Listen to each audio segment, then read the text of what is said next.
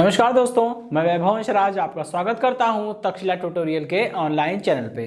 दोस्तों, हम लोग बात कर रहे थे क्लास 12th के फिजिक्स के चैप्टर नंबर 7 के बारे में, जिसका नाम था प्रत्यावर्ती धारा। इसमें दोस्तों हम लोग लेक्चर 7.13 तक कंप्लीट कर चुके थे। आज हम लोग बात करेंगे लेक्चर 7.14 के बारे में। तो दोस्तों, आज के सेशन का पहला टॉपिक है अनुनाद की तीक्ष्णता। देखिए दोस्तों, अनुनाद की तीक्ष्णता या फिर इसे हम लोग इंग्लिश में बोलेंगे शार्पनेस ऑफ रेजोनेंस। ठीक है, ये क्या होती है? इस चीज को समझने के दो तरीके हैं। पहला है डिमॉन्स्ट्रेटिव वे और दूसरा है कैलकुलेटिव वे। कैलकुलेटिव वे हम लोग अभी बाद में पढ़ेंगे, थोड़ी देर बाद। पहले हम लोग डिमॉन्स्ट्रेटिव वे देख लेते हैं। मतलब एक किसी चीज को देखकर, डिमॉन्स्ट्रेटिव वे या डिमॉन्स्ट्रेटिव मेथड का मतलब होता है किसी चीज को देखकर हम कैसे बताएंगे, केवल देखकर हम कैसे बताएंगे कि कौन ज्यादा किसमें ज्यादा अनुनाद जो है ज्यादा तीक्ष्ण है और किसमें अनुनाद जो है वो कम तीक्ष्ण है। ठीक है, तीक्ष्ण का मतलब होता है कि बिल्कुल शार्प। आप ऐसे समझ लीजिए, अगर किसी मान लीजिए चाकू में धार लगी है, ठीक है, तो आप उस चाकू से सब्जी वगैरह जल्दी काट लेंगे, आसानी से कट जाएगी क्योंकि उसमें धार है। अगर कोई चाकू जिसमें धार नहीं है या जिसकी धार थोड़ी सी कम हो गई है, फीकी पड़ गई है, आप उससे सब्जी काटेंगे तो आपको ज्यादा ताकत लगानी पड़ेगी। इस चीज को आप सभी ने अनुभव किया होगा। ठीक है, यहां पे शार्पनेस का मतलब वही है। शार्पनेस आप इंग्लिश में बेहतर समझते होंगे, उसी को हिंदी में बोलते हैं तीक्ष्ण। मतलब कौन कितना तेज है, ठीक है, वो कौन कितना शार्प है। बोलते हैं ना कि उसका दिमाग बहुत शार्प है, मतलब उसका दिमाग बहुत तेज है, मतलब स्पीड में काम करता है। ठीक, वो चीज है। तो हम पहले क्या करेंगे, अगर जैसे मान लीजिए हमारे सामने दो परिपथ हमको दे दिए गए, दो परिपथ हमको रख दिए गए, हमको प्रैक्टिकल करके कुछ भी करके, मतलब प्रैक्टिकल उस पे कुछ भी हम प्रैक्टिकल कर सकते हैं और प्रैक्टिकल करने बाद हमें बताना है कि किसमें अनुनाद ज्यादा तीक्ष्ण है और किसमें अनुनाद कम तीक्ष्ण है। तो पहले क्या करेंगे, पहले वाले सर्किट पर जाएंगे, पहले वाले सर्किट को देखेंगे और उसमें क्या करेंगे, उसमें प्रैक्टिकल करेंगे। क्या करेंगे, उसमें हम डिफरेंट फ्रीक्वेंसीज, मतलब एक विभव लगाएंगे, प्रत्यावर्ती विभव लगाएंगे और उस प्रत्यावर्ती विभव की आवृत्तियों को बदलते रहेंगे और अलग अलग आवृत्तियों पर मिलने वाली अधिकतम धाराओं को यहां पे प्लॉट करते चलेंगे। जब आप ऐसा करेंगे फिर लास्ट में सभी पॉइंट्स को मिला देंगे तो इस तरह का एक ग्राफ मिलेगा। इसे बोलते हैं फ्रीक्वेंसी रिस्पांस कर्व। ठीक है, फ्रीक्वेंसी रिस्पांस कर्व। जब आपको ये कर्व मिल जाएगा तो आप करिएगा क्या, इसके बाद दूसरे परिपथ पे चलिए। दूसरे परिपथ पे जाएंगे और उसके लिए भी सेम यही काम करेंगे कि प्रत्यावर्ती विभव लगाने के बाद उसकी आवृत्ति को लगातार अपने हिसाब से थोड़ा थोड़ा चेंज करके वेरी कराएंगे, बदलते रहेंगे। ठीक है, और हर एक आवृत्ति के संगत यहां परिपथ में जितनी अधिकतम धारा मिल रही है उसको नोट करते चलेंगे और फिर उसको प्लॉट करेंगे। जब आप उसको प्लॉट करेंगे तो आपको एक दूसरा फ्रीक्वेंसी रिस्पांस कर्व मिलेगा। पहला कर्व जो मिला है वो पहले परिपथ के लिए है, दूसरा कर्व जो मिला है वो दूसरे परिपथ के लिए है। अब हमें ये देखना है दोस्तों, कहते हैं सपोज करिए ये जो दिख रहा है ये बिल्कुल एक पर्वत यानी कि माउंटेन टाइप का स्ट्रक्चर है। ठीक है, आप देख के बता सकते हैं कि आपको किस माउंटेन पर चढ़ने में ज्यादा दिक्कत होगी, इसमें या इसमें।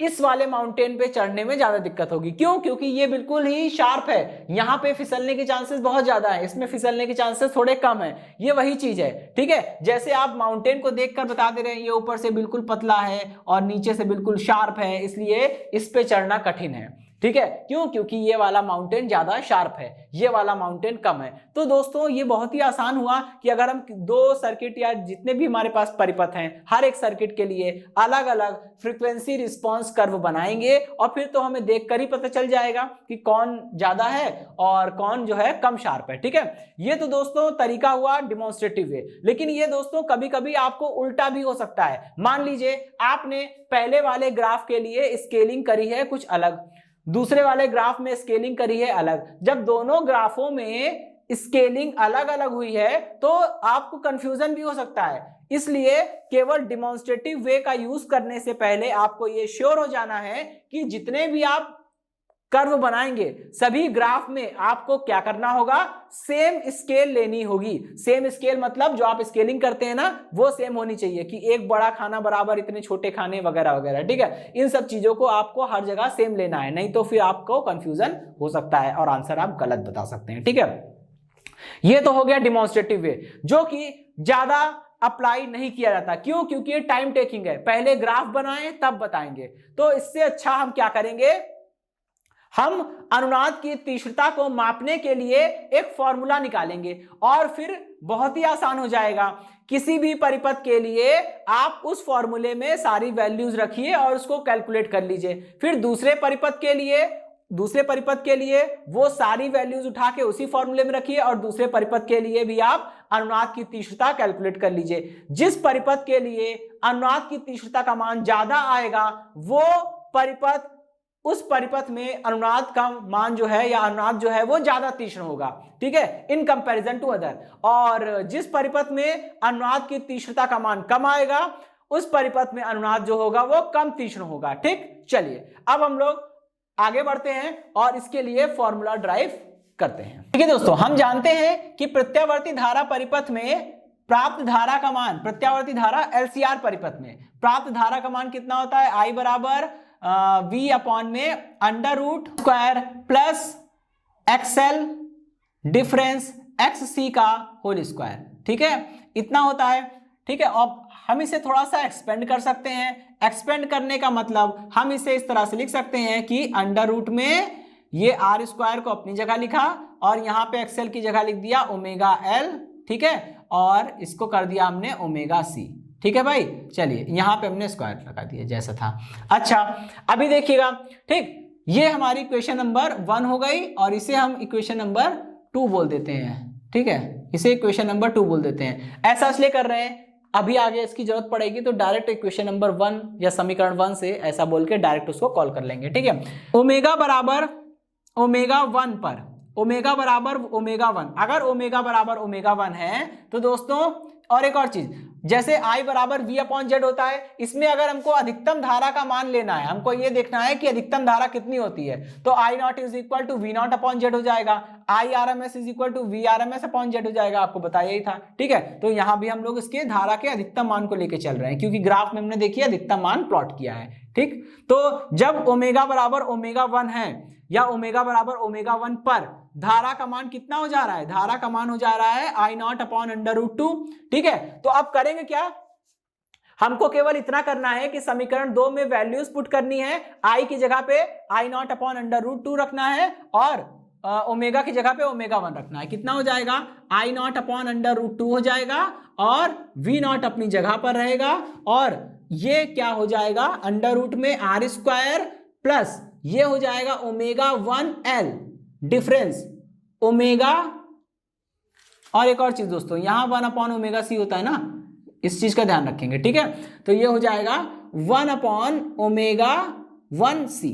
ठीक है, और इसका होल स्क्वायर। इतनी बात समझ में आ गई। अच्छा, अभी देखिए क्या होगा, यहां पे हमें एक चीज समझनी पड़ेगी कि दोस्तों हम जानते हैं कि प्रत्यावर्ती धारा एलसीआर परिपथ में प्राप्त अधिकतम धारा का मान कितना होता है, ये होता है I nought is equal to V nought upon में अंडर रूट में R square plus XL difference XC का होल स्क्वायर। ये बात समझ में आ गई। अच्छा, लेकिन दोस्तों अनुनाद की घटना में क्या होता है, अनुनाद की घटना में एक्सएल और XC बराबर होते हैं। जब अनुनाद की घटना में एक्सएल XC बराबर होते हैं, यहां पे रख दीजिए I nought is equal to V nought upon में, यहां पे एक्सएल XC बराबर है और यहां में दोनों को माइनस करना है, घटाना है, जो भी बड़ा है उसमें से छोटे को घटाना है। यहां पे जब एक्सएल XC बराबर है, दोनों ही बराबर हैं, तो दोनों को आपस में घटाएंगे तो कितना आएगा, 0 आएगा। तो यहां केवल आर स्क्वायर बचेगा और ये तो 0 है, इसका कंट्रीब्यूशन होगा नहीं। तो कितना आएगा दोस्तों, I nought is equal to V nought upon are.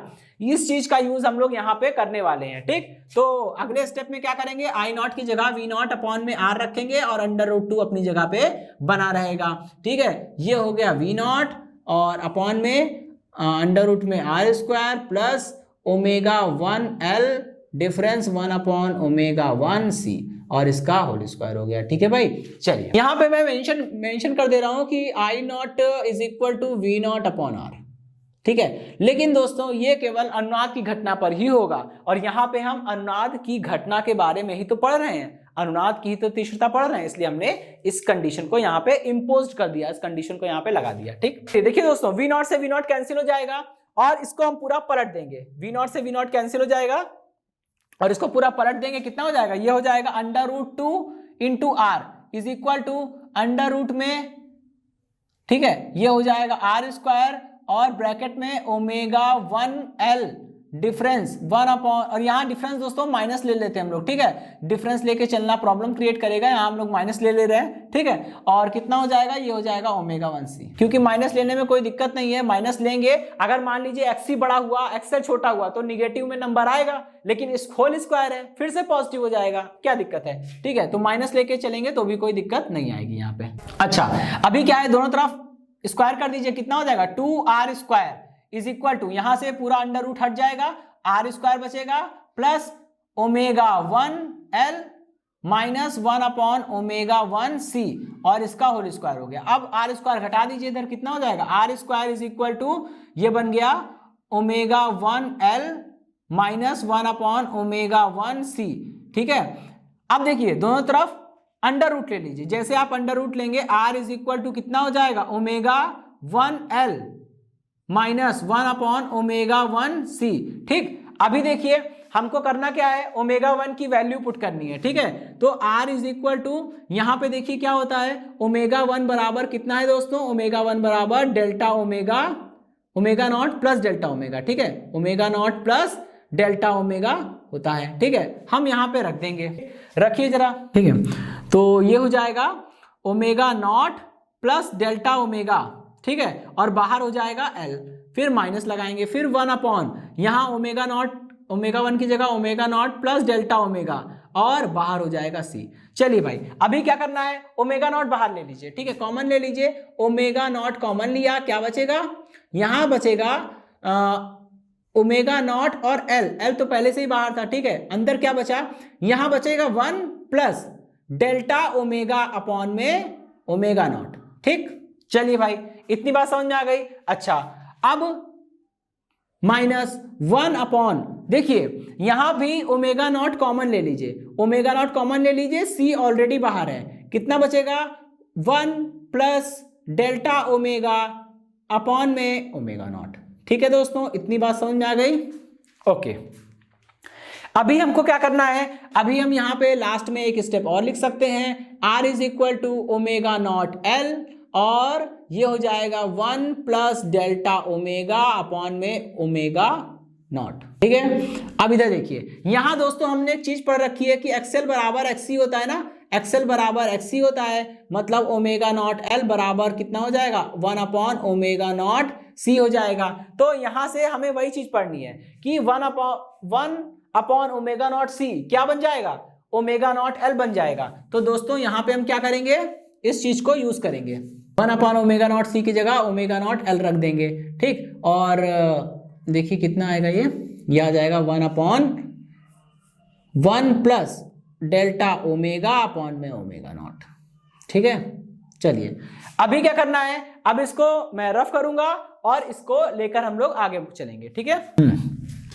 अच्छा, ये हो गया R इज इक्वल टू, यहां से ओमेगा नॉट L को कॉमन ले लीजिए, जैसे ही आप ओमेगा नॉट L कॉमन लेंगे, देखिए क्या बचेगा, पहला तो टर्म ये बचेगा कि 1 प्लस डेल्टा ओमेगा अपॉन में ओमेगा नॉट, ठीक है, फिर माइनस लगा है क्योंकि ये तो पूरा बाहर चला गया, फिर देखिए ये 1 अपॉन में लिखा है पूरा, ऊपर जाएगा तो पावर -1 हो जाएगी, यानी ये हो जाएगा 1 प्लस डेल्टा ओमेगा अपॉन में ओमेगा नॉट की पावर -1, ठीक। अच्छा, अभी क्या करना है, यहां पे दोस्तों हम द्विपद प्रमेय लगाएंगे, ठीक है, और द्विपद प्रमेय का प्रयोग करेंगे और केवल फर्स्ट डिग्री तक चलेंगे, उसके हायर डिग्री नहीं लेंगे, क्योंकि यहां पे 1 प्लस एक्स का अगर हम 1 प्लस एक्स को एक्सपेंड करते हैं और उसमें x अगर बहुत छोटा है तो हम लोग द्विपद प्रमेय के आधार पे ये लिख सकते हैं कि 1 प्लस एक्स की power n is approximately equal to, लगभग बराबर होता है किसके, 1 प्लस एन एक्स के। लेकिन ये फॉर्मूला तभी काम करता है जब x का मान बहुत छोटा होता है, किससे, 1 से। तो यहाँ पे दोस्तों x है delta omega upon omega naught, जो कि 1 की तुलना में बहुत ज्यादा छोटा होता है, ठीक है। इसलिए हम लोग द्विपद प्रमेय का प्रयोग कर सकते हैं और 1 प्लस एन एक्स के आधार पे इसको अप्रोक्सीमेट कर सकते हैं, ठीक है। चलिए ओमेगा नॉट L बाहर हो गया, बाहर था ही वो, ठीक है, ये कितना है 1 प्लस डेल्टा ओमेगा अपॉन में ओमेगा नॉट माइनस, यहां देखिए -1 और अभी ब्रैकेट खोलने से पहले हम लोग यहाँ द्विपद प्रमेय लगा देते हैं। 1 प्लस nx होता है, n की वैल्यू माइनस है तो 1 माइनस डेल्टा ओमेगा अपॉन में ओमेगा नॉट हो जाएगा। ठीक, अभी इसको एक्सपेंड करिए, r is equal to omega naught L, और यहां देखिए 1 प्लस डेल्टा ओमेगा अपॉन में ओमेगा नॉट। ठीक है, -1 प्लस डेल्टा ओमेगा अपॉन में ओमेगा नॉट। ठीक है, अच्छा अब देखिए 1 से 1 कट जाएगा, कितना बचेगा, r is equal to omega naught L, और ये हो जाएगा, ठीक, ये पूरा कटेगा, कितना हो जाएगा, ये 2 डेल्टा ओमेगा अपॉन में ओमेगा नॉट। ये हमारी क्वेश्चन नंबर 3 हो गई। ठीक है, ये हमारी क्वेश्चन नंबर 3 हो गई। अब देखिए दोस्तों, यहां से पहला तो है कि ये डेल्टा, ये ओमेगा नॉट से ओमेगा नॉट कैंसिल हो सकता है, और r इज इक्वल टू कितना निकल कर आएगा, L इंटू 2 डेल्टा ओमेगा, और यहां से हम 2 डेल्टा ओमेगा का मान निकाल सकते हैं, 2 डेल्टा ओमेगा जिसे हम लोग बीटा भी कहते हैं। ठीक है, यानी कि बैंड विड्थ तो हमें मिल गई, कितनी हो गई, ये हो गई r अपॉन एल। ठीक है, हमारी बैंड विड्थ कितनी आ गई है, r अपॉन में l, यानी हम बैंड विस्तार को कैलकुलेट कर सकते हैं। अगर न्यूमेरिकल में पूछेगा, एल आर का मान देकर पूछेगा बैंड विड्थ कितनी होगी, बैंड विस्तार कितना होगा, तो आप इस फॉर्मूले को मत भूलिएगा कि beta is equal to 2 delta omega is equal to R upon में एल, यहां रख के कैलकुलेट कर लेंगे और आपको बैंड विस्तार पता चल जाएगा। ठीक है, लेकिन दोस्तों अनुनाद की तीक्ष्णता तो अभी भी बची हुई है। ठीक है, तो उसको यहां पे करेंगे, थोड़ा मैं रफ करता हूं। चलिए दोस्तों, अभी देखिए इक्वेशन नंबर 3 से, ठीक है, समीकरण 3 से फिर से हमें काम पड़ेगा, इसलिए हमने इसको यहाँ पे रोक दिया था समीकरण 3 बोल के। ठीक है, अब देखिए r इज इक्वल टू कितना है दोस्तों, ये हो गया है omega naught l into 2 delta omega upon में ओमेगा नॉट। ठीक है, ये बात समझ में आ गई। अच्छा अब देखिए यहां से जरा ओमेगा नॉट का मान निकालिए, omega naught upon 2 delta omega का मान निकालिए, कितना आएगा, ये आएगा आपका omega naught l upon r। ठीक है, और दोस्तों इसी को हम लोग क्या बोलते हैं, अनुनाद की तीक्ष्णता बोलते हैं। ठीक है, अनुनाद की तीक्ष्णता। ठीक, कितना हो जाएगा, ओमेगा नॉट अपॉन में 2 डेल्टा ओमेगा, और यही कितना आ गया है, ओमेगा नॉट एल अपॉन में आर के बराबर आ गया। ठीक है, चलिए तो ये तो हो गई अनुनाद की तीक्ष्णता। मतलब अब आपको डिमॉन्स्ट्रेटिव वे में टाइम लग रहा था, अब आप क्या करेंगे, दोनों परिपथों के लिए अनुनाद की तीक्ष्णता को कैलकुलेट कर लेंगे। जिस परिपथ के लिए अनुनाद की तीक्ष्णता ज्यादा आएगी उस परिपथ में अनुनाद ज्यादा तीक्ष्ण होगा, और जिस परिपथ में अनुनाद की तीक्ष्णता कम आएगी वो परिपथ में अनुनाद जो है कम तीक्ष्ण होगा। ठीक है, चलिए अब हम लोग इसी में देखिए एक छोटा सा और टॉपिक है, गुणता गुणांक होता है। ठीक है, गुणता गुणांक मतलब कि क्वालिटी फैक्टर, गुणता गुणांक यानी कि क्वालिटी फैक्टर क्यों से लिखते हैं, और वो कितना होता है, वो अनुनाद की तीक्ष्णता के बराबर ही होता है, 2 delta omega naught upon 2 delta omega, और ये कितना आ जाएगा, omega naught L upon R. ठीक है, कहते हैं कि अगर कोई परिपथ जितना ज्यादा तीक्ष्ण होगा वो परिपथ उतना ही ज्यादा अच्छा होगा। ठीक है, क्योंकि अनुनाद जितना ज्यादा तीक्ष्ण होता है उतना ही अच्छा होता है। ठीक, और आप यहां से देख रहे हैं जैसे मैंने फिगर 1 में बनाया हुआ है, कहते हैं अगर किसी परिपथ में, ठीक है, अनुनादी आवृत्ति से थोड़ा आगे बढ़ने पर या थोड़ा सा पीछे हटने पर धारा के मान में बहुत अधिक परिवर्तन आ जाए, तब आप समझिएगा कि वो परिपथ या उस परिपथ में अनुनाद जो है वो काफी तीक्ष्ण है। ठीक है दोस्तों, अच्छा तो जिन परिपथ में अनुनाद ज्यादा तीक्ष्ण होता है उनका गुणता गुणांक भी ज्यादा होता है। ठीक है दोस्तों, अब दोस्तों ये टॉपिक समाप्त तो हुआ, अब हम लोग बढ़ेंगे अपने अगले टॉपिक की ओर।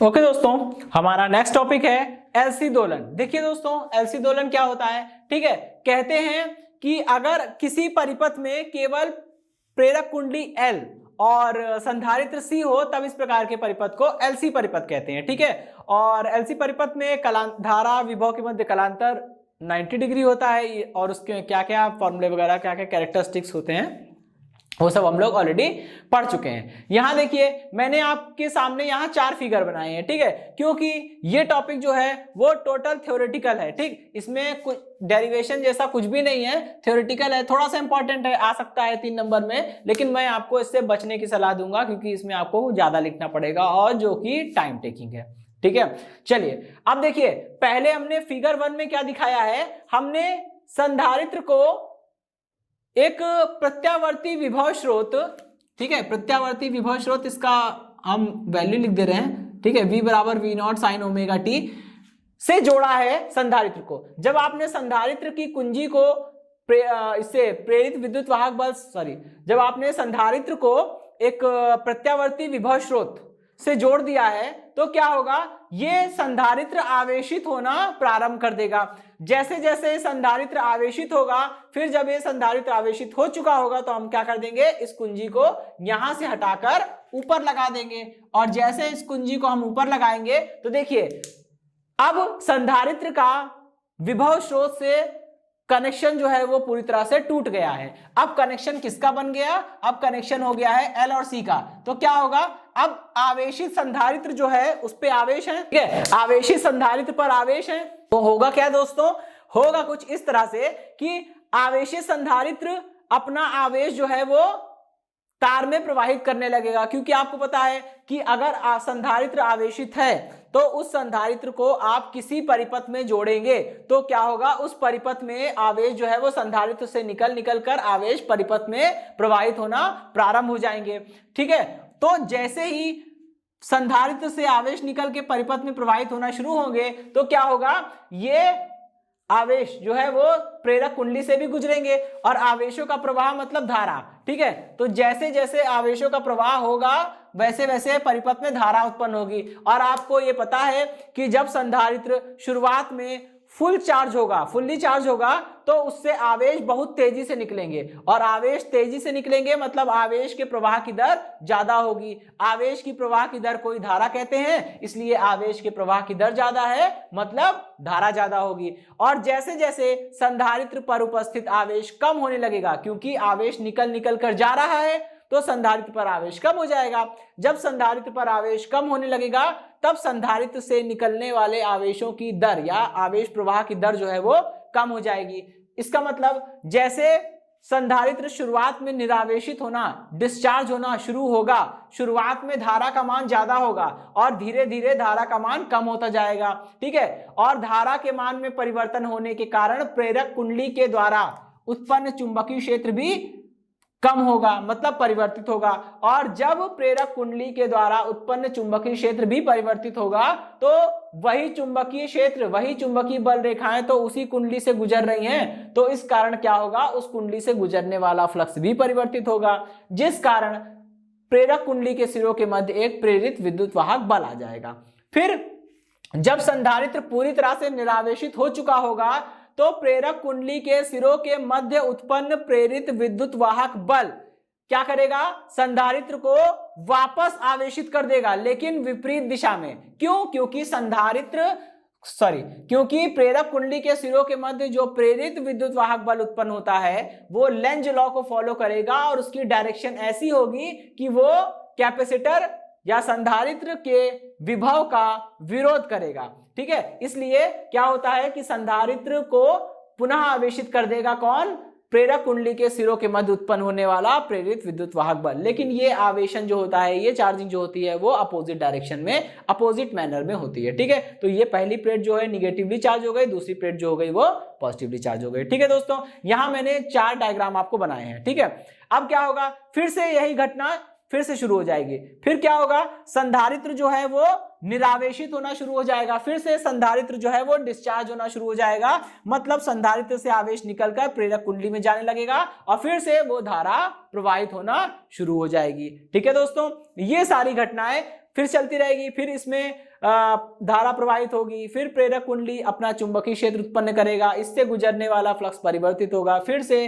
प्रेरक कुंडली के सिरों के मध्य जो है विद्युत वाहक बल आ जाएगा और वो विद्युत वाहक बल इसे फिर से विपरीत दिशा में आवेशित कर देगा। फिर उसके बाद यही घटना चलेगी, मतलब फिगर 2, फिगर 3, फिगर 4, फिर उसके बाद फिगर 4 से फिर फिगर 2, फिगर 3, फिगर 4, ऐसे ही घटना चलती रहेगी। लेकिन दोस्तों इस घटना को दोलन क्यों बोला गया है, इस घटना को दोलन इसलिए बोला गया है क्योंकि आपने 11वीं क्लास में स्प्रिंग से बंधे एक द्रव्यमान की गति को पढ़ा होगा। उसमें क्या होता है, जब हम किसी भी द्रव्यमान को स्प्रिंग से बांधकर थोड़ा सा खींचकर छोड़ देते हैं तो वो द्रव्यमान बैक एंड फोर्थ, आगे पीछे गति करना शुरू कर देता है, और ये दोलन कह लीजिए या फिर आप सरल लोलक को ले लीजिए। सरल लोलक में क्या होता है, किसी एक अतान्य और पतली भारहीन डोरी से हम किसी गोलक मतलब किसी द्रव्यमान को लटका देते हैं, फिर उसको हल्का सा आप वेग देकर थोड़ा सा छोड़ दीजिए उसको, वेग देकर, तो वो ऐसे ऐसे अपनी माध्य स्थिति के दोनों ओर गति करना प्रारंभ कर देता है। इसको हम लोग बोलते हैं सरल लोलक।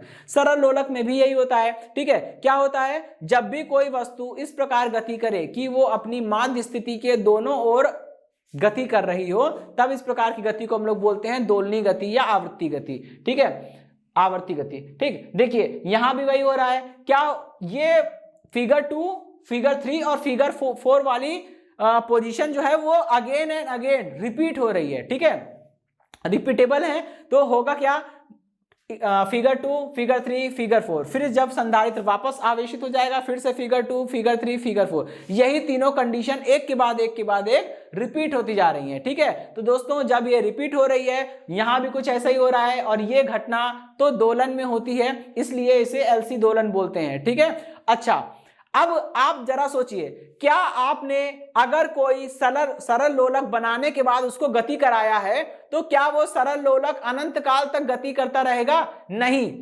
वो थोड़ी देर बाद रुक जाएगा। आप सभी का जवाब यही है कि वो थोड़ी देर बाद रुक जाएगा। क्यों रुकेगा? क्योंकि वो सरल लोलक कहां गति कर रहा है?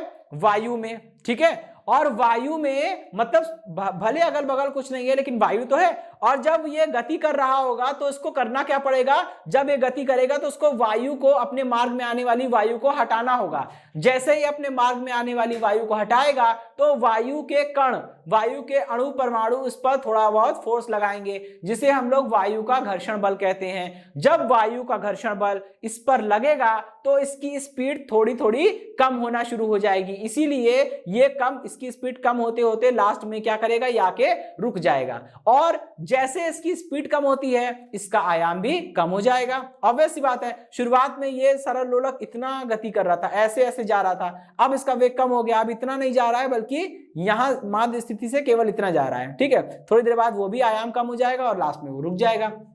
यही चीज यहां भी होगी। ठीक है, लेकिन अब आप सोचेंगे वहां तो भाई वायु का घर्षण लग रहा था, इसलिए सरल लोलक की स्पीड कम हो गई और लास्ट में वो आके रुक गया। लेकिन यहां तो कोई गति नहीं हो रही है, कोई यांत्रिक गति तो हो नहीं रही है, तो क्या हुआ? यहां यांत्रिक गति नहीं हो रही है तो भी आप समझिए, देखिए संधारित्र में भले प्रतिरोध, परिपथ में भले प्रतिरोध नहीं है, लेकिन दोस्तों संधारित्र है। ठीक है, और प्रेरक कुंडली है, और मैं आपको ऑलरेडी पहले से बता चुका हूं प्रेरक कुंडली भी किसी तार को ही घुमाकर लपेट कर बनाई जाती है, तो तार का अपना खुद का कुछ ना कुछ प्रतिरोध तो होगा ही, इसलिए प्रेरक कुंडली का भी अपना कुछ ना कुछ प्रतिरोध होता है। और आपने इस परिपथ को बनाने के लिए इस तार का प्रयोग किया है, ये तार भी तो प्रतिरोध है। ठीक है, तो मतलब कहने का ये है हमारे कि किसी भी परिपथ में प्रतिरोध कभी भी पूरी तरह से जीरो नहीं हो सकता, कम होगा लेकिन कभी भी जीरो नहीं हो सकता। ठीक है भाई, चलिए, तो जब आवेश परिपथ में प्रवाहित हो रहे हैं तो आवेश प्रवाह के कारण धारा आ रही है। जब परिपथ में धारा प्रवाहित हो रही है तो परिपथ का प्रतिरोध उस धारा प्रवाह का विरोध करेगा, जिस कारण धारा का मान क्षीण होता चला जाएगा और लास्ट में वो धारा बिल्कुल गायब हो जाएगी, डिसअपियर हो जाएगी। ठीक है दोस्तों, इसलिए हम लोग क्या करेंगे, हम लोग एक ग्राफ बनाएंगे। ठीक है, उस ग्राफ में हम लोग धारा का आयाम और समय, धारा के आयाम और समय के बीच में ग्राफ बनाएंगे और देखिएगा वो कैसे चेंज हो रहा है। ठीक है दोस्तों, देखिए इस ग्राफ में मैंने क्या दिखाया है, जैसे जैसे समय बढ़ रहा है धारा का आयाम घटता जा रहा है और लास्ट में घटते घटते ये धारा आगे जाके जीरो भी हो जाएगी। ठीक है, अगर आपको इस धारा की आवृत्ति निकालनी हो तो करना क्या होगा दोस्तों, यहां पे देखिए अनुनाद की घटना हो रही है, XL is equal to XC होता है। ठीक है, और यहाँ पे आप इसको कर सकते हैं omega L is equal to 1/ओमेगा C। यहाँ से आपको ओमेगा इज इक्वल टू कितना निकल के आएगा, 1/√LC, और यहाँ से आपको F, ये ओमेगा नॉट हो गया। ठीक है, क्योंकि यहाँ अनुनाद की बात हो रही है और ओमेगा नॉट निकल आया, इसी के माध्यम से आप F0 की वैल्यू भी निकाल सकते हैं, कितना आएगा 1/2π√LC।